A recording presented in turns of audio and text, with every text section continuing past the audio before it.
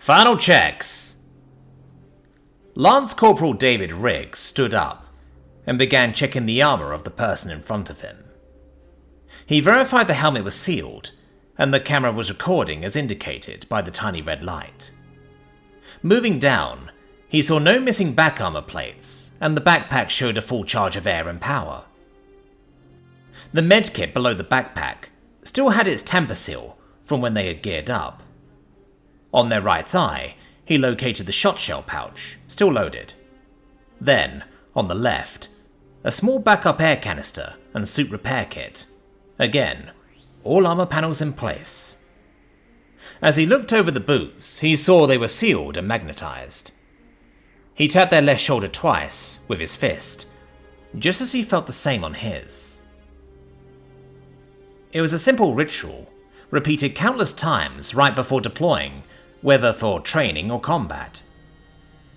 He looked down quickly, counting his rifle magazines. All 10 were in place.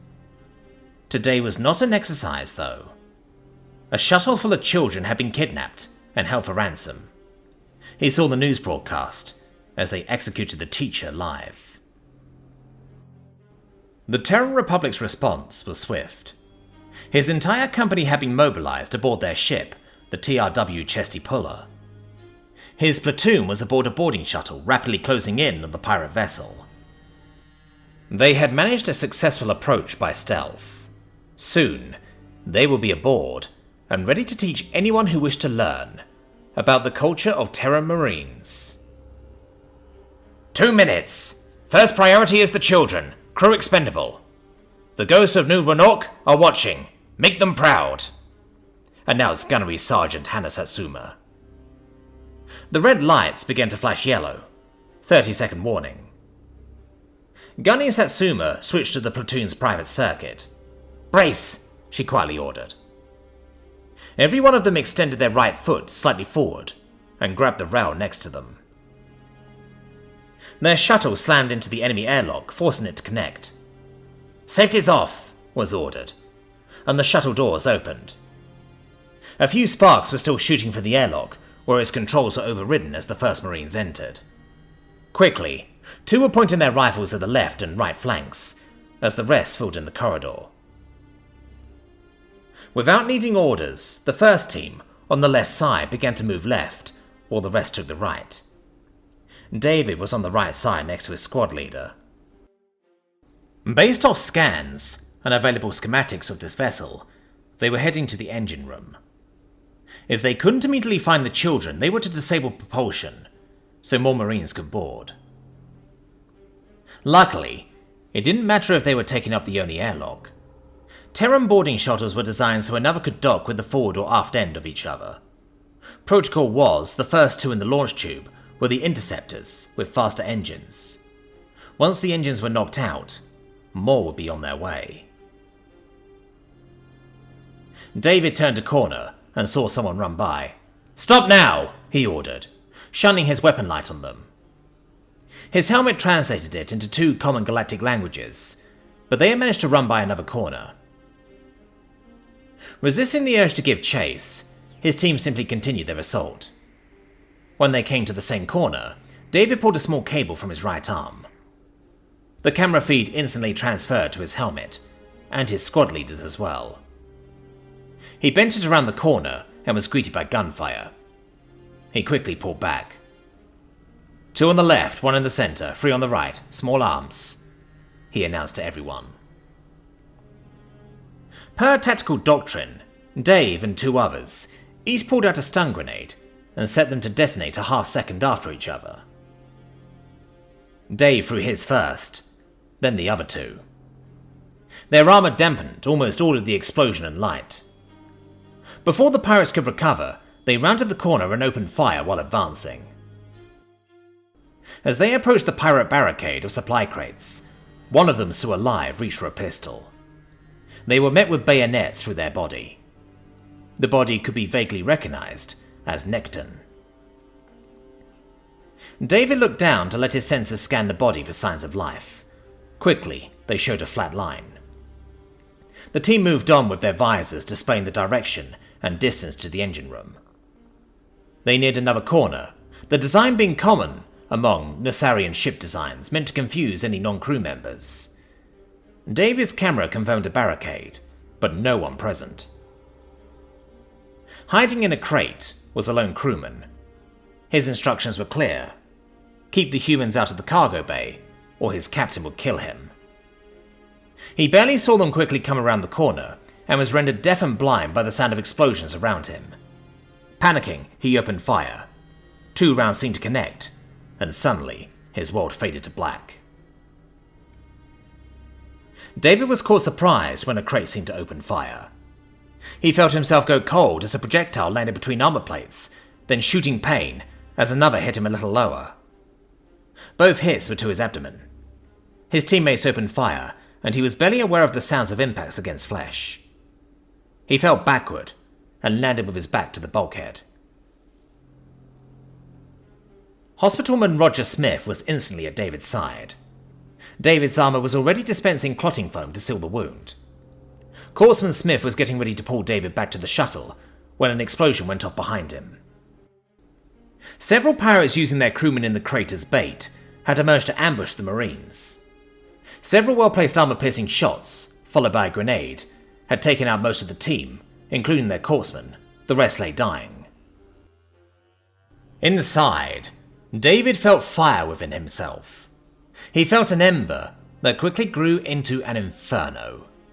He watched his team die at the hands of scum. He swore to himself that today the universe would learn to never mess with the children of Terra, nor their protectors. He keyed a series of commands into his suit's computer. He felt his pain going away, replaced by the energy of rage. He took to his feet, using his rifle to prop himself up. He felt his strength returning, and even growing, until he screamed, causing the pirates to stop in their tracks. David, like all other Marines, had been trained in the final stand protocol of their combat suits. They even did training with toned-down versions of the drugs, but it barely compared to what he felt now.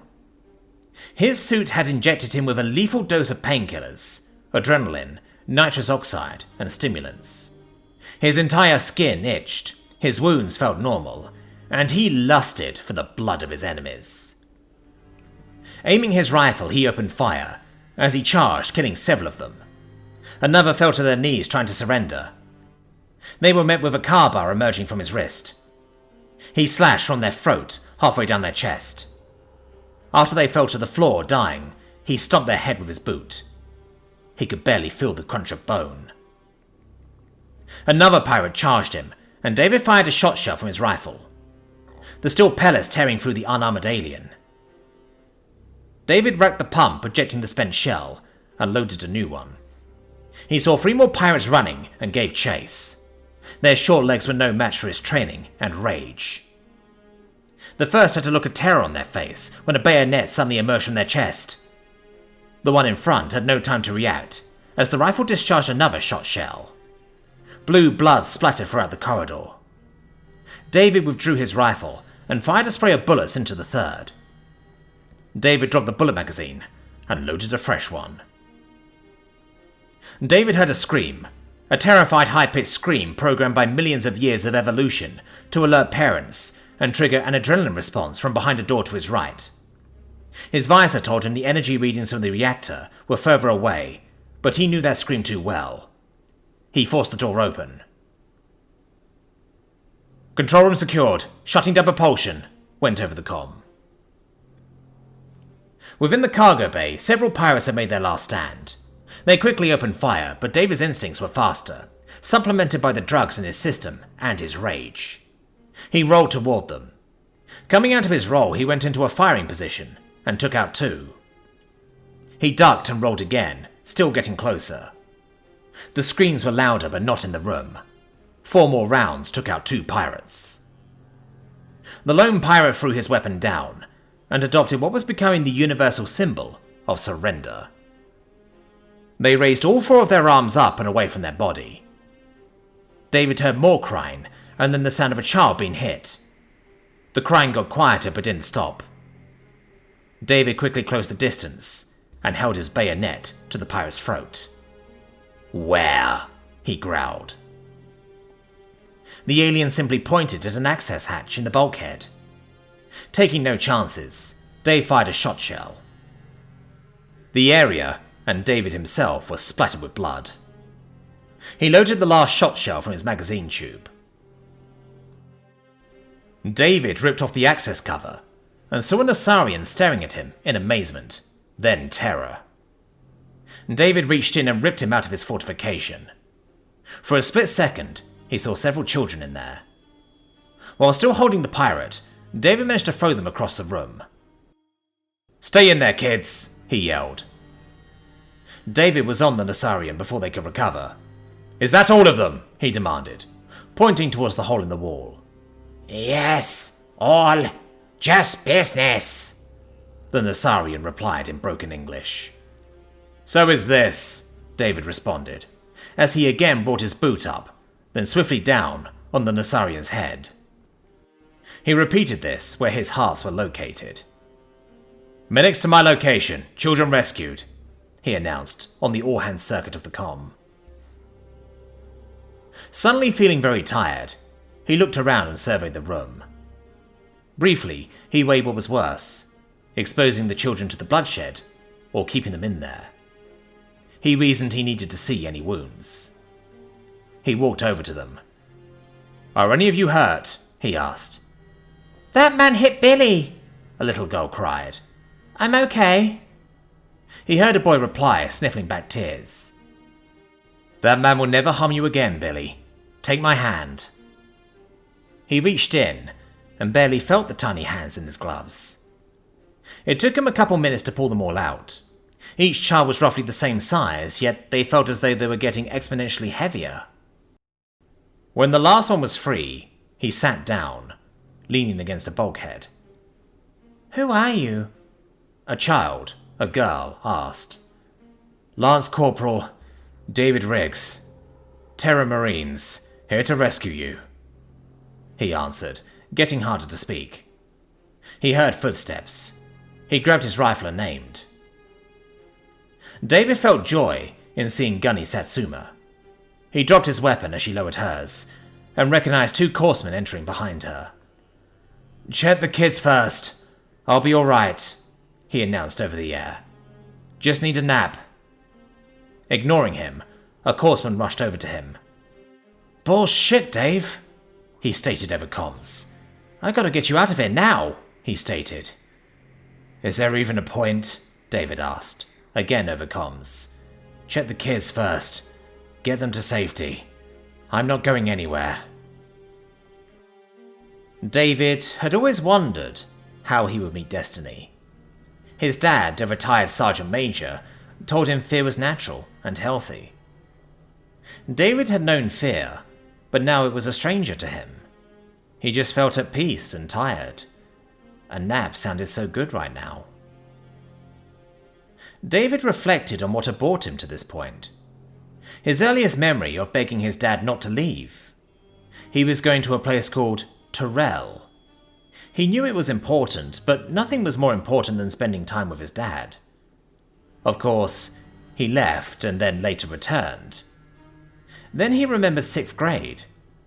He and Jenny Robinson were protesting his school's new policy. They had handcuffed themselves to lockers, and each other, blocking the entrance to the principal's office. They failed, horribly, and both were suspended. What he remembers the most was when she was uncuffed. He was still handcuffed, and she pinned him and kissed him. It was his first kiss. David was older now. He and Jenny had just left their senior prom. Jenny's parents were out of town. They went back to her place. Her parents came home early the next morning. Her dad chased him out, while Jenny raged. David had arrived at Paris Island, a hot, humid, and miserable place. Every time he turned around, someone screamed at him. Yet he knew he would rather be nowhere else. The more they screamed, the more determined he became to prove them wrong. Now David was entering a drop pod. He was on a training ship, and his pod was being fired into the middle of the Australian outback. He could still remember the fear and the heat of re-entry.